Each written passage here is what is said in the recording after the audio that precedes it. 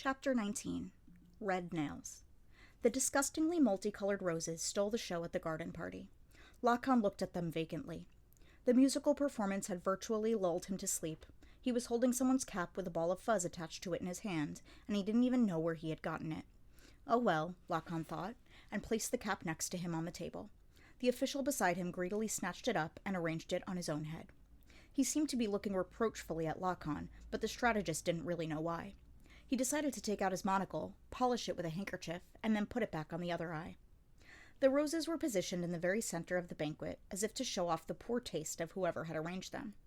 He was at a banquet, he remembered that much. Music frilled around him, and silk streamers waved. He was presented with a meal that was clearly the height of luxury, and he could smell wine everywhere.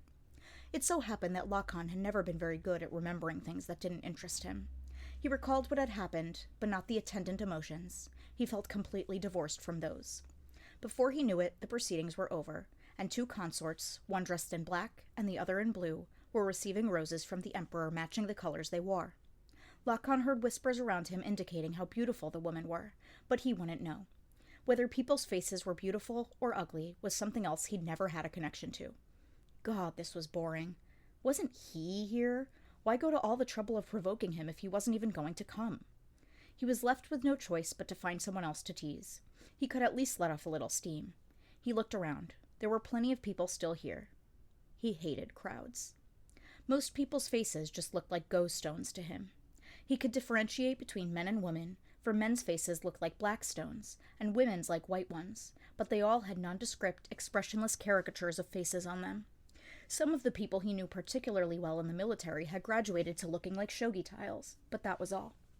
The grunts all looked like pawns, and as their ranks went up, they started to look like lances, or knights, the game's more powerful pieces.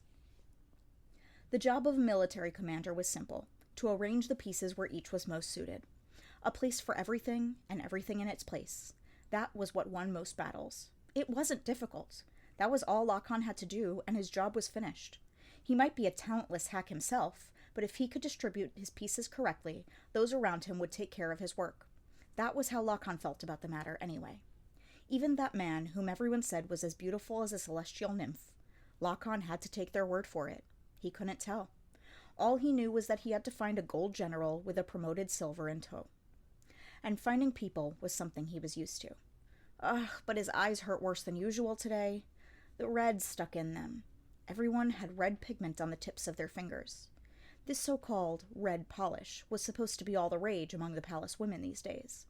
The red polish that he recalled, floating back from his memories, had never been so garish. It had been thinner, lighter, the red of balsam. The word tugged on his heartstrings, reminding him of the name of a courtesan. Even as the thought floated through his mind, a diminutive palace woman appeared directly in his line of sight. She looked small and frail, but determined, like wood sorrel. She turned her hollow eyes on him. When she saw he was looking at her, she turned as if to say, "Come with me." Out beyond the peony garden, a shogi board had been set up in a small open-air pavilion. On top of the board was a paulownia wood box, inside which rested something that looked like the withered remains of a rose. "Might I ask you for a game?" the girl said, but her voice was flat, affectless, as she picked up the pieces. Nearby was the gold general, with his promoted silver close at hand. What possible reason could he have to refuse? How could he turn down a request from this dear little girl? His dear little girl. Lacan grinned cunningly. What in the world did she hope to achieve? Mamau had asked Jinchi to go home if it was at all possible. He, in turn, had ignored her. She looked deeply displeased, but accepted it on the condition that he be quiet. Then she had issued her unspoken invitation to the commander, after which she began lining up the shogi pieces. Her face was utterly without emotion. Even her usual cold reticence seemed warm and humane in comparison. She would scratch the back of her hand from time to time. Maybe she had a bug bite. "So, who'll go first?" Lacan asked. His eyes, one of them behind a monocle, gleamed with genuine joy. It only went to show how obsessed he was with this game. "Before we decide that, let us lay out the rules. And the wager," Mamau said. "That should be easy enough." Jinchi stared over Mamau's shoulder at the board. Lacan fixed an unsettling grin on him, but this was one contest he wasn't going to lose. He poured ever more honey into his own smile. It would be a standard contest of 3 games out of 5. Jinchi simply didn't understand. The commander had never been beaten at shogi. Mao Mao's very choice of game was madness. From the way Gao Xuan's brow was furrowed, it seemed he shared Jinchi's opinion. What could be going through Mao Mao's head? "What pieces do you want for your handicap? A rook, perhaps? Or a bishop?" Lacan said. "I don't need a handicap," Mao Mao replied. Jinchi, though, thought Lacan had been very sporting to offer one, and that Mao Mao should have politely accepted it. "Very well. If I win, you'll become my child." Jinchi nearly objected aloud to this, but Gao Xuan stopped him. They had promised not to speak. "I'm currently employed, so you would have to wait until my term of service expires." "Employed?" The fox-like eyes glanced in Jinchi's direction.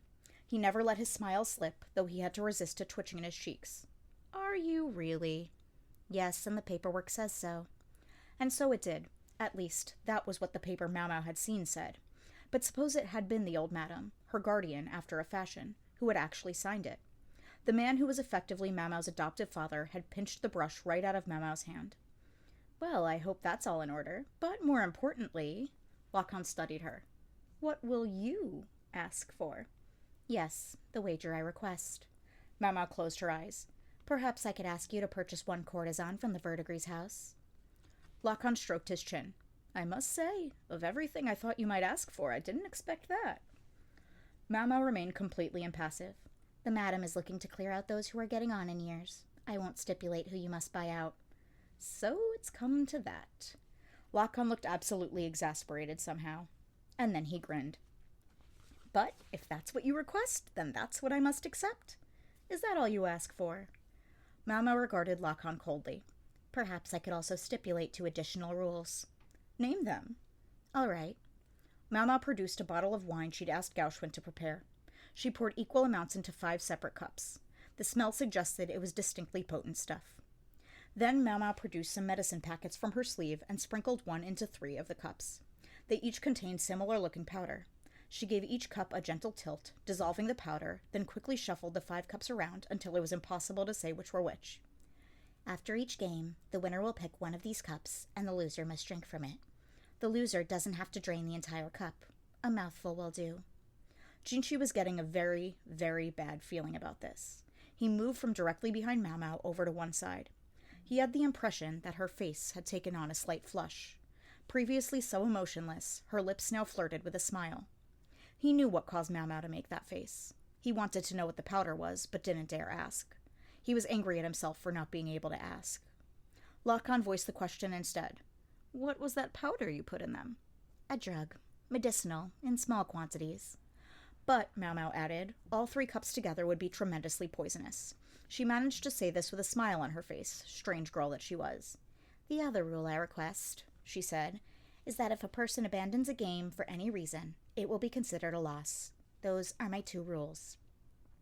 She gently rocked the cups that might or might not have been poisoned. Her hand was stained red, and on that hand the pinky finger was deformed. Lacan stared intently at that finger. Mao Mao thought of the most terrible things, Jinchi reflected. Even knowing it would be all right as long as 1 didn't drink all 3 cups, she seemed cavalier about it. Was she trying to gain a psychological advantage? True, any ordinary opponent might have been shaken by the extra pressure. But this wasn't an ordinary opponent. It was the master strategist himself, widely regarded as a superlative player. It would take more than a little scare tactic to bend him out of shape. As anyone might have predicted, Mao Mao lost the first 2 games in a row. Jinchi had thought maybe she at least knew the ins and outs of the game, but it became clear that she knew the rules at best and had no real experience of actual play. She had already drunk down 2 of the cups, quite eagerly, in fact. For the umpteenth time, Jinchi asked himself what she could be thinking. The 3rd game had only just begun, but the outcome already seemed apparent. When Mao Mao drank that 3rd cup, she might poison herself. The chances of picking one of the drugged cups were 3 out of 5 the first time, and after the 2nd game, 2 out of 4. After this last game, the chance would be 1 out of 3. In other words, there was a 1 in 10 chance that she was about to poison herself horribly. Jinchi wasn't sure which was more frightening, the thought that Mao Mao might poison herself, or the realization that he knew she might drink the poison and be just fine. He wasn't sure if Lacan knew how resilient Mao Mao was when it comes to toxic substances. He looked at Gao Xuan, wondering what they would do when the winner was decided. At that moment, there came a voice. "Check." But the voice didn't belong to Lakan. It was Mau Mau's. Jinshi and Gaoxuan both looked at the board to discover Mau Mau's gold general closing in on Lakan's king. The way she had used her pieces was pathetic, amateurish, but there was no denying that the king had been trapped with no escape. Well, heck, I yield. Lakan put his hands up. A win is a win, even if you gave it to me, yes? Mau Mau said. So it is. God knows I can't poison my own daughter, even if I do it by mistake. Mau Mau's expression hadn't changed as she drank the 2 cups. It was impossible to know whether there had been drugs in them or not. Lakan gazed at his expressionless daughter with a somewhat cowed smile. That drug you used, does it have any taste? He asked. It's quite salty. You'll know at the first sip. Fine then. Which one will you pick for me? Take whichever one you like. So that was it. Lakan could afford to lose 2 games. If either of the drinks he took tasted salty, he would know Mau Mau was out of danger. The percentages were the same, but this was a much safer method. Nothing escaped this man. Lakan took the cup in the center and brought it to his lips. Oof, salty. Jinshi hung his head. To his ears, the words signaled that it would all be over with the next game. He wondered what he would do now. And warm. He looked up when he heard that. Lakan's face was bright red, and he was swaying unsteadily. Then the blood drained from his face, and suddenly he slumped over, pale as a sheet. Gaoxuan rushed over and propped Lakan up.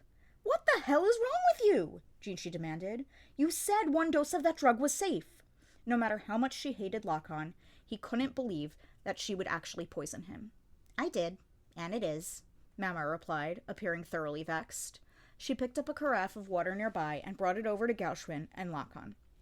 She pried Lakan's eyes open to make sure he wasn't comatose, then dumped water into his mouth, forcing him to drink. She wasn't exactly gentle. Master Jinshi, Gaoxuan said, perplexed. He appears to be drunk. Alcohol is the king of all drugs, Mau Mau commented.